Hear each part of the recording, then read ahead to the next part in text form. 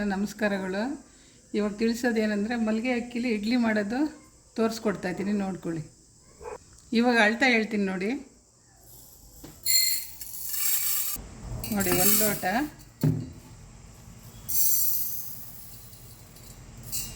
2 ಲೋಟ, 3 ಲೋಟ ಅಕ್ಕಿ ತಗೊಂಡಿದ್ದೀನಿ. ಅರ್ಧ ಲೋಟ ಸಬ್ಬಕ್ಕಿ, ಅರ್ಧ ಲೋಟ ಅವಲಕ್ಕಿ. ನೋಡಿ ಉದ್ದಿನಬೇಳೆ ಅಳ್ತಾ ಎಷ್ಟು ಹಾಕಬೇಕು ಅಂತ ತೋರಿಸ್ತಾ ಇದ್ದೀನಿ. 1/4 ಲೋಟ ಹಾಕ್ತಾಯಿದ್ದೀನಿ ಉದ್ದಿನಬೇಳೆ. ಉದ್ದಿನಬೇಳೆ 1 ಗಂಟೆ ನೆನೆಸ್ಕೊಂಡ್ರೆ ಸಾಕು. ಅಕ್ಕಿ ಒಂದು 6 ಗಂಟೆ ನೆನೆಸ್ಕೊಂಡು ರುಬ್ಬಬೇಕು. ನೋಡಿ ಇವಾಗ 4 ಸಲ ಅಕ್ಕಿನ ಕ್ಲೀನಾಗಿ ತೊಳೆದು ನೀರು ಹಾಕಿಟ್ಟಿದ್ದೀನಿ. ಇದು 6 ಗಂಟೆ ಟೈಮ್ ತೊಗೊಂಡು ನಾನು ರುಬ್ತೀನಿ. ಮಿಕ್ಸಿಯಲ್ಲಿ ರುಬ್ಕೊಳ್ಳೋದು ಇದು. ಉದ್ದಿನಬೇಳೆ ಮಾತ್ರ ಗ್ರೈಂಡರ್ಗೆ ಹಾಕ್ತೀನಿ. ಅದು 1 ಗಂಟೆ ನೆನೆಸ್ಕೊಂಡ್ರೆ ಸಾಕು. ಇವಾಗ ನೋಡಿ ಉದ್ದಿನಬೇಳೆ ನೆನೆಸಿದ್ದೀನಿ. 1 ಗಂಟೆ ನೆನೆಸಿದ್ರೆ ಸಾಕು ಇದು ಇಡ್ಲಿಗೆ. ನೋಡಿ ಅಕ್ಕಿ, ಮಲ್ಲಿಗೆ ಅಕ್ಕಿ ಮತ್ತು ಸಬ್ಬಕ್ಕಿ ಅವಲಕ್ಕಿ ನೆನೆಸಿದ್ನಲ್ಲ, ಇವಾಗ ಮಿಕ್ಸಿ ಜಾರಿಗೆ ಹಾಕ್ಕೊತಾ ಇದ್ದೀನಿ. ನೋಡಿ ರುಬ್ಕೊಂಡಿದ್ದೀನಿ, ಒಂದು ಹದ ಇದೆ. ಆಮೇಲೆ ಇದು ಜಾರಿಗೆ ಯಾಕೆ ಹಾಕೋತೀನಿ ಅಂದರೆ ಅವಲಕ್ಕಿನೂ ಸಬ್ಬಕ್ಕಿನೂ ಗ್ರೈಂಡರಲ್ಲಿ ಒಂದೊಂದು ಸಿಕ್ಬಿಡುತ್ತೆ ಹಂಗೆ, ಅದಕ್ಕೋಸ್ಕರ ಮಿಕ್ಸಿಗೆ ಹಾಕ್ಕೊಳ್ಳೋದು. ನೋಡಿ ಉದ್ದಿನಬೇಳೆ ಗ್ರೈಂಡರ್ಗೆ ಹಾಕೋತಾ ಇದ್ದೀನಿ. ಆವಾಗಲೇ ಅಕ್ಕಿ ಎಲ್ಲ ರುಬ್ಕೊಂಡಾಗಿದೆ ಮಿಕ್ಸಿಯಲ್ಲಿ. ಇವಾಗ ಉದ್ದಿನಬೇಳೆ ರುಬ್ಕೊಳ್ತೀನಿ. ಇದಕ್ಕೆ ಉದ್ದಿನಿಟ್ಟಿಗೆ ಒಂದು ಸ್ವಲ್ಪ ಹಿಂಗು ಹಾಕೋತೀನಿ. ನೋಡಿ ಉದ್ದಿನಿಟ್ಟೆಲ್ಲ ರೆಡಿ ಆಯಿತು. ಇವಾಗ ಅಕ್ಕಿ ಹಿಟ್ಟಿಗೆ ಸೇರಿಸಿ ಕಲಸಿಡ್ತೀನಿ.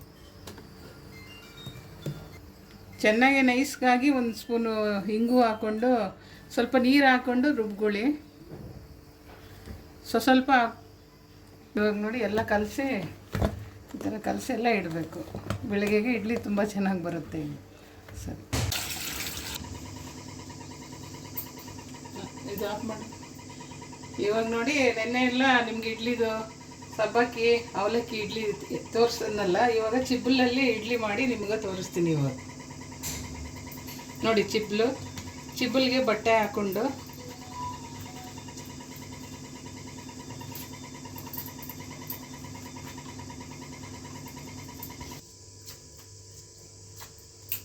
ಬಟ್ಟೆ ಮೇಲೆ ಒಂದು ಸ್ವಲ್ಪ ನೀರು ಹಾಕೋಬೇಕು.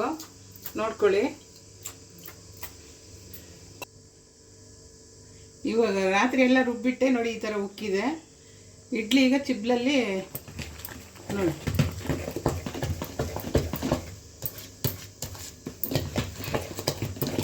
ಬೇಸಿಗೆ ಕಾಲದಲ್ಲಿ ರಾತ್ರಿ ಹೊತ್ತು ಯಾವ ಸಂಪಣಕ್ಕೂ ಉಪ್ಪು ಹಾಕಲ್ಲ. ನೋಡಿ ಇವಾಗ ಉಪ್ಪು ಹಾಕ್ಕೊತಾ ಇದ್ದೀನಿ ಇಡ್ಲಿ ಹಿಟ್ಟಿಗೆ.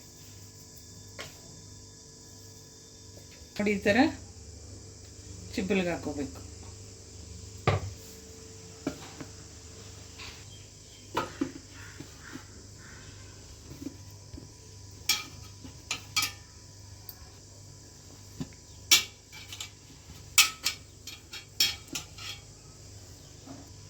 ನೋಡಿ ಇದ್ರ ಮೇಲೆ ಕಡ್ಡಿನ ಈ ಥರ ಲೆವೆಲಾಗಿ ಮಾಡಿಕೊಂಡು ಸಿಗುತ್ತೆ ಬಿದ್ರ ಕಡ್ಡಿ, ಅದು ತೆಗೆದಿಟ್ಕೊಂಡು ಈ ಥರ ಜೋಡಿಸ್ಕೋಬೇಕು.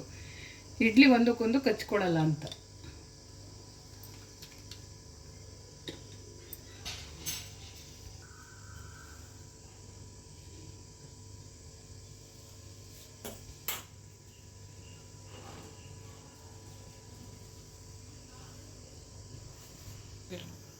ಈಗ ಫುಲ್ ಉರಿ ಇಟ್ಟಿದ್ದೀನಿ. ನೋಡ್ಕೊಳ್ಳಿ, ಒಂದು 15 ನಿಮಿಷ ಬೇಯಿಸ್ಕೊಂಡ್ರೆ ಸಾಕು.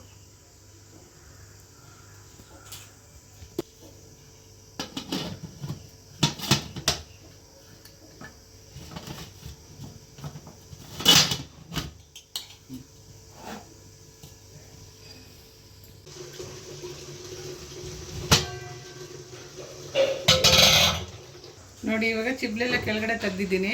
ನೋಡಿ ಇಡ್ಲಿ ಈ ಥರ ಬಟ್ಟೆಲಿ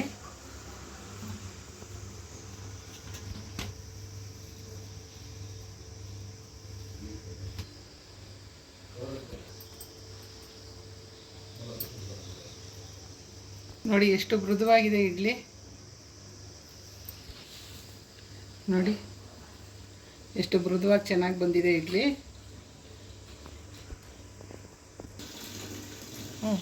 ಇದ್ರ ಜೊತೆಗೆ ಆಲೂಗೆಡ್ಡೆ ಪಲ್ಯ,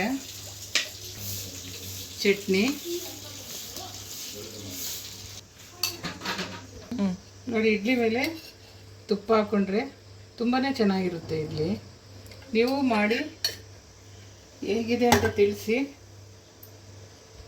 ಈ ವಿಡಿಯೋ ನಿಮ್ಗೆ ಇಷ್ಟ ಆಗಿದ್ದರೆ ಲೈಕ್ ಮಾಡಿ, ಶೇರ್ ಮಾಡಿ, ಸಬ್ಸ್ಕ್ರೈಬ್ ಮಾಡಿ.